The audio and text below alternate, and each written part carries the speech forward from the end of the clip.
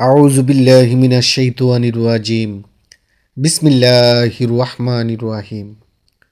আসসালামু আলাইকুম ওয়া রাহমাতুল্লাহি ওয়া বারাকাতুহু। প্রিয় বন্ধুগণ, আল্লাহর কাছে আপনাদের সুস্থ জীবন কামনা করে আপনাদের আন্তরিক শুভেচ্ছা ও ভালোবাসা প্রকাশ করে শুরু করছি আজকের আয়োজন।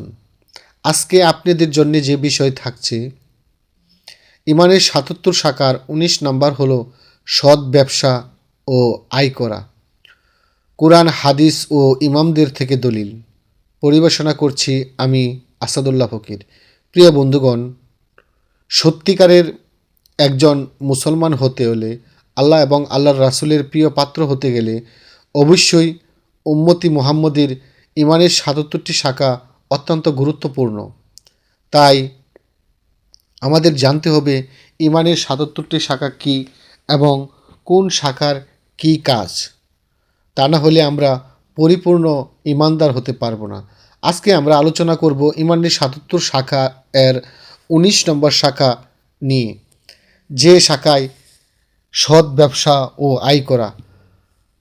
আমাদের সমাজে ব্যবসা বাণিজ্য, আয় রুজি রোজগার নিয়ে বিভিন্ন পন্থা রয়েছে। সত্যিকারের পন্থা সৎভাবে ব্যবসা করা ও আয় করা। রাসূল আকরাম সাল্লাল্লাহু আলাইহি সাল্লাম ব্যবসাকে সুন্নত বলেছেন। তাই সুন্নতি কায়দায় ব্যবসা করে আয় করতে হবে। প্রিয় বন্ধুরা, আজকের আয়োজনে প্রথমেই থাকছে সৎ ব্যবসা। ইমানের পরিপূর্ণতার অংশ সৎ ব্যবসা কেবল অর্থ উপার্জনের মাধ্যম নয়, এটি আল্লাহর সন্তুষ্টি অর্জনের একটি গুরুত্বপূর্ণ ইবাদত। কোরআনে আল্লাহ বলেন, হে যারা ঈমান এনেছ, সৎভাবে তোমাদের আয় বৃদ্ধি করো এবং অন্যায় পথ থেকে বিরত থাকো। সূরা মুতাফফিন ৮৩ নম্বর সূরা ১ থেকে ৩ নম্বর আয়াত। এটি প্রমাণ করে যে সৎ আয় ঈমানের একটি অপরিহার্য শাখা। দ্বিতীয়ত, ধন সম্পদ অর্জনে সততা অপরিহার্য। মহান আল্লাহ পাক রাব্বুল আলামিন বলেন, যে ব্যক্তি অন্যায়ভাবে সম্পদ অর্জন করে কিয়ামতের দিন সে অগ্নিতে ভস্ম হবে। সূরা নিসা ৪ নম্বর সূরা ১১৩ নম্বর আয়াত। সৎ উপার্জন না করলে মানব জীবনে নৈতিক ক্ষতি হয় এবং আল্লাহর শাস্তি অপেক্ষা করে। তাই আল্লাহকে যে ভয় করে সে সৎভাবে জীবনযাপন করে, ব্যবসা বাণিজ্য করে। প্রিয় বন্ধুরা, ৩ নম্বরে প্রতারণা পরিহার। সৎ ব্যবসার মূলনীতি রাসূল সাল্লাল্লাহু আলাইহি সাল্লাম বলেছেন, বাণিজ্য প্রতারণা করা সৎকর্মের ক্ষতি এবং গুনাহের উৎস। সহিহ বুখারী শরীফ, হাদিস নাম্বার ২৩৩। সুতরাং প্রতারণা থেকে বিরত থাকা সৎ আয় নিশ্চিত করে এবং ঈমান দৃঢ় রাখে। ৪, সমাজে ন্যায় প্রতিষ্ঠা। সৎ ব্যবসা সমাজে বিশ্বাস ও ন্যায়ের ভিত্তি স্থাপন করে। কোরআনে বলা হয়েছে, নেক লোকেরা তাদের ব্যবসায় সতর্ক ও সৎ থাকে। সূরা হুজরাত ৪৯ নম্বর সূরা ৬ নম্বর আয়াত। এটি দেখায় যে সৎ ব্যবসার মাধ্যমে সমাজে শান্তি এবং অর্থনৈতিক ভারসাম্য বজায় রাখে। ৫, ইমামে আজম আবু হানিফা রহমতুল্লাহ আলাই তিনি বলেন, সৎ ব্যবসা মানুষের চরিত্র ও ঈমানকে দৃঢ় করে, আর প্রতারণা কুফর ও গুনাহের মূল। আল ফিকহুল আকবর, অর্থাৎ ব্যবসায় সততা ঈমানের প্রকাশ। ৬, ইমাম মালিক রহমতুল্লাহ আলাই বলেন, যে ব্যক্তি ধন সম্পদে প্রতারণা করে রাষ্ট্র তার বিরুদ্ধে পদক্ষেপ নিতে পারে। আল মুতাওয়ান্নাহ, সৎ ব্যবসা নৈতিক ও সামাজিক দায়িত্বের প্রমাণ। সৎ ব্যবসায়ীরা যারা সরকারের ট্যাক্স দেয়, মহান আল্লাহ এবং আল্লাহর রাসূলের ইসলাম ধর্ম অনুসারে তারা জাকাত ও ফেতরা আদায় করে থাকে। তাই ইমাম আবু হানিফা এবং ইমাম মালিক রহমতুল্লাহ আলাই এর প্রতি জোর দিয়েছেন। ইমাম শাফি রহমতুল্লাহ আলাই তিনি বলেন, সৎ আয় মানুষের অন্তরে অহংকার কমায় এবং দয়া বৃদ্ধি করে। আল উম্মু, সৎ উপার্জন শুধু ধন নয়, মন ও নৈতিকতা পরিশুদ্ধ করে। 8, ইমাম আহমদ ইবনে হাম্বল রহমতুল্লাহ আলাই বলেন, সৎ ব্যবসা আল্লাহর সন্তুষ্টি অর্জনের পথ, আর প্রতারণা আল্লাহর হক ক্ষুণ্ণ করে। মুস্তাদে আহমদ।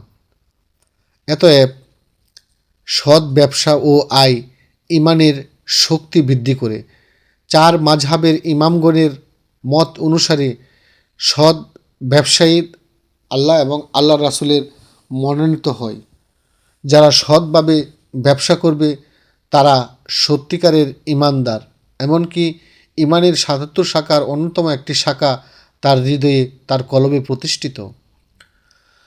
চলুন আল্লাহর অলিগণ কি বলেন। 9 নম্বরে থাকছে অলি আউলিয়াদের দৃষ্টিকোণ।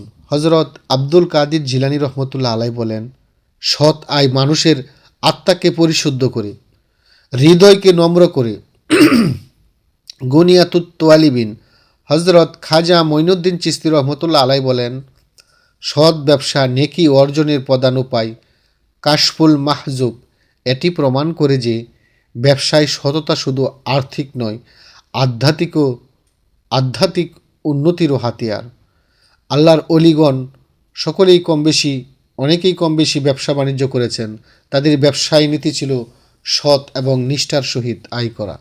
প্রিয় বন্ধুরা, 10, দোয়া ও সৎ আয়।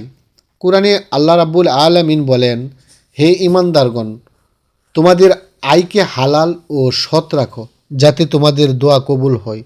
সূরা আনআম 6 নম্বর সূরা 15 নম্বর আয়াত। সুতরাং সৎ আয় এবং আল্লাহর পথে ব্যয় করা দোয়া কবুলের পথ। এছাড়া যতক্ষণ কেউ হারাম খাবে, হারাম ভক্ষণ করবে, তাই আয় রুজি হারাম থাকবে, ততক্ষণ পর্যন্ত তার ইবাদত বন্দেগী কবুল হবে না। কারণ যে সম্পদ, যে অর্থ খেয়ে আল্লাহর কাছে প্রার্থনা করে সেটা যদি হয় হারামের, তাহলে তার ইবাদত কেমনভাবে আল্লাহ রাব্বুল আলামিন কবুল করবেন। প্রিয় বন্ধুরা, 11 নম্বর থাকছে সমাজে সৎ ব্যবসার গুরুত্ব। সৎ ব্যবসা গরিব ও ধনী উভয়ের জন্যই কল্যাণ আনে। কোরআনে বলা হয়েছে, যে সম্পদ আল্লাহর পথে ব্যয় করবে তার জন্য আশীর্বাদ রয়েছে। সূরা আল ইমরান 3 নম্বর সূরা 92 নম্বর আয়াত। সুতরাং সততা সামাজিক ন্যায়ের ও সমতা রক্ষা করে। পরিশেষে 12 থাকছে সৎ আয়। ইমানের 19 নম্বর শাখার পূর্ণতা সৎ ব্যবসা ও আয়। ইমানের দৃঢ়তার প্রতীক। যে ব্যক্তি সততা বজায় রেখে আয় করে তার ইমান শক্ত হয়, অন্তর পরিশুদ্ধ হয়, আল্লাহর রহমত আসে, সমাজে শান্তি ও ন্যায্যতা প্রতিষ্ঠিত হয় এবং আধ্যাত্মিকভাবে আল্লাহ রাব্বুল আলামিনের সান্নিধ্য লাভ করা যায়। তাই আমাদের দেশে, আমাদের সমাজে যে ব্যবসা বাণিজ্য চলছে তা অবশ্যই হতে হবে সৎ আয়ের মাধ্যমে। আর সৎ আয় করতে হলে অবশ্যই তা সমিতি, বিভিন্ন প্রকার লোন থেকে বিরত থেকে আল্লাহ রাব্বুল আলামিন যতটুকু সামর্থ্য দিয়েছেন ততটুকু দিয়েই সহি নিয়ত করে ব্যবসা শুরু করতে হবে। অবশ্যই কঠোর পরিশ্রম ও অত্যাবশ্যয়ের মাধ্যমে থাকলে মহান আল্লাহ পাক রাব্বুল আলামিন ব্যবসায় উন্নতি দিবেন। প্রিয় বন্ধুরা, ইমানের ৭৭ শাখার 19 নম্বর শাখা আজকে এখানেই শেষ করলাম। নিশ্চয়ই আল্লাহ রাব্বুল আলামিন যদি হায়াতি তৈবা দান করে আগামীতে 20 নম্বর শাখা নিয়ে আপনাদের মাঝে উপস্থিত হবে। গুনাহগার সকলে ভালো থাকুন, সুস্থ থাকুন। আল্লাহ হাফেজ। আসসালামু আলাইকুম।